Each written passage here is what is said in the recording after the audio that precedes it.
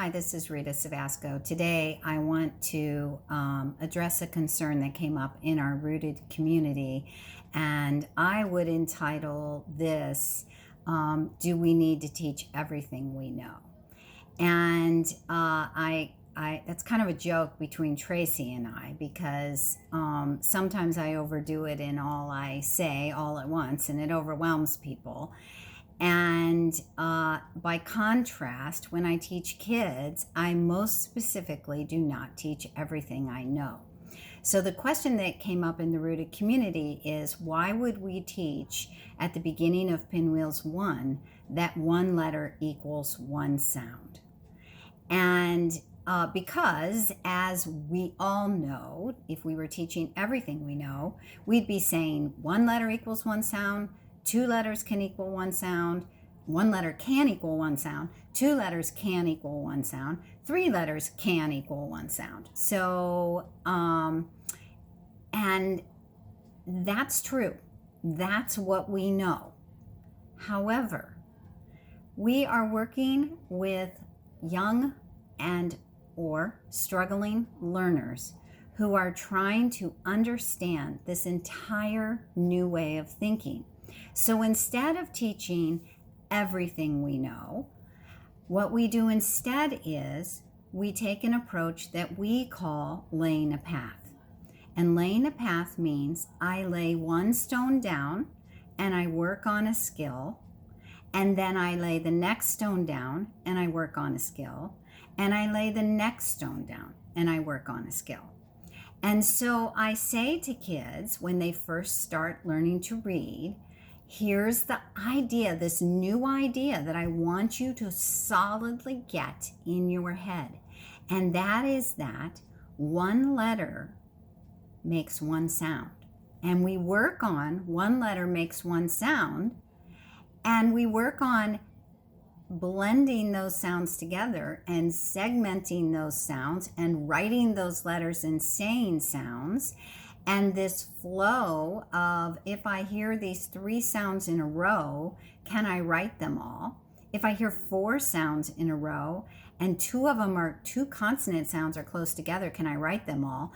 And also, what are these things called vowels? And there are 5 of them that I'm now learning right now.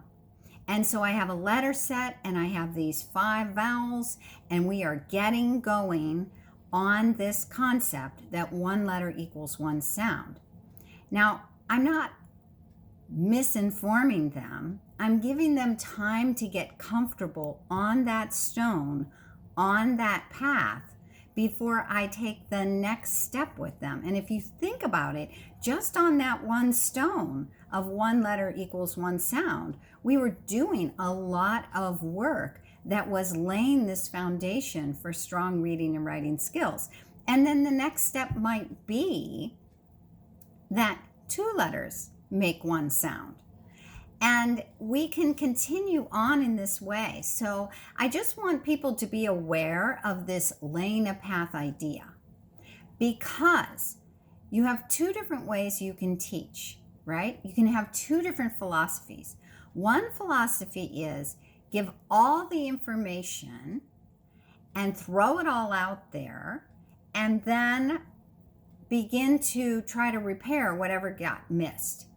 And that may work well for some kids. Mostly what research shows is that when we kind of throw a lot out there and make everyone kind of flounder around and figure it out, you get this percentage that will do okay, but you'll have a vast majority that doesn't do as well.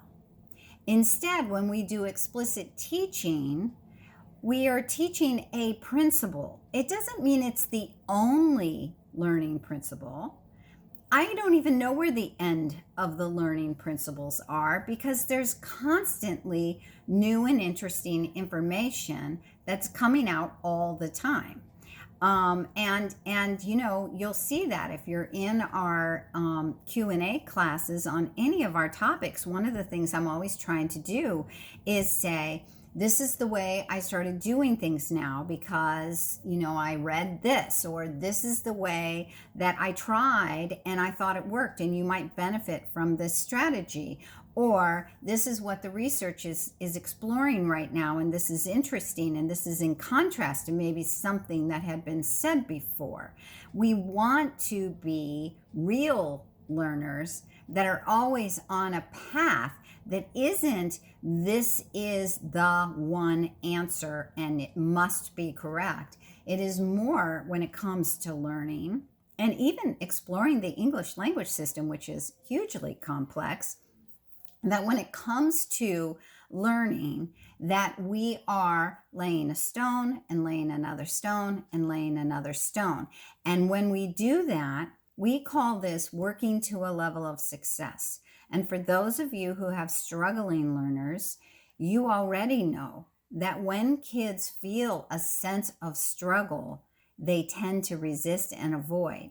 And if they feel a sense of failure, now they're really avoiding and they're feeling rather emotional about the whole process. And we don't want that. We want teaching to a level of success. Can I learn that one letter equals one sound? That's not the end all be all to all of reading. That's not the way we go about it. We are working on that stone before we go to the next stone, before we go to the next stone. So keep that in mind as you use anything with Rooted in Language, that we are always trying to dole out information at a level that we feel is successful, and we have a path in mind. We have a path in mind, and we're on that path, and we have kids on that path. If you want to know what is the path, well, take a class, because then we're doing a much deeper dive into whatever that topic is. Will you learn absolutely everything you need to know on that topic from our class? No, I can tell you right now, no. And that's because of exactly what I talked about. There's always more we're learning. There's always more we're sharing.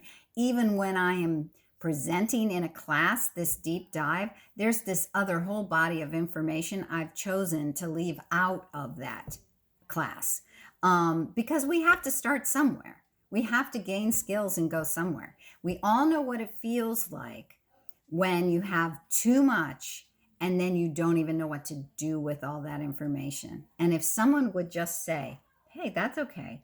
Let's start with this one principle. Let's master this one principle. You know, we would never say to someone, hey, you know what? You are going to run this 10-mile race. So today you're going to start with 10 miles. You're going to start with 10 miles right now, 10 miles, because you need to know everything that it feels like, every skill you need to master to run 10 miles. I want you to learn all up front. We don't do it that way. We say, hey, today, let's work on stretching. Let's work on warming up. Let's work on breathing. Let's run a half mile or whatever, okay? So you get the idea. So when we teach something and you know, hey, that's not the whole story, you're right. It's not the whole story. You don't have to teach the whole story. Let's not confuse a new or struggling learner with too much. Let's give them time to experience success, to learn about the process, to learn and gain some skills, to gain some automaticity. And then as they are able, we are constantly laying the next stone and the next stone and the next stone and the next stone.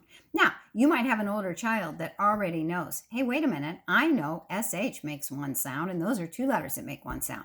Well, great. If your child already knows that, then you can say, yeah, you know what?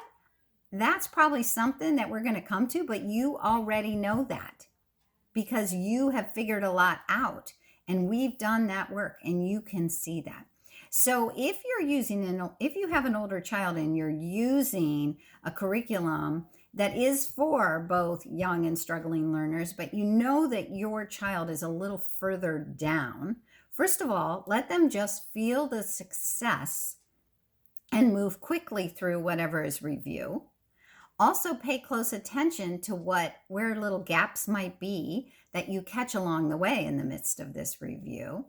And thirdly, take a class on that topic so that you have a sense of what the path is. So all of a sudden, if your child is talking about something 5 steps ahead and they understand that thing 5 steps ahead, you know where we're going, you know how to jump over there, you know how maybe to get there, but let's go back and get these few other steps that I'm not sure you had all the way.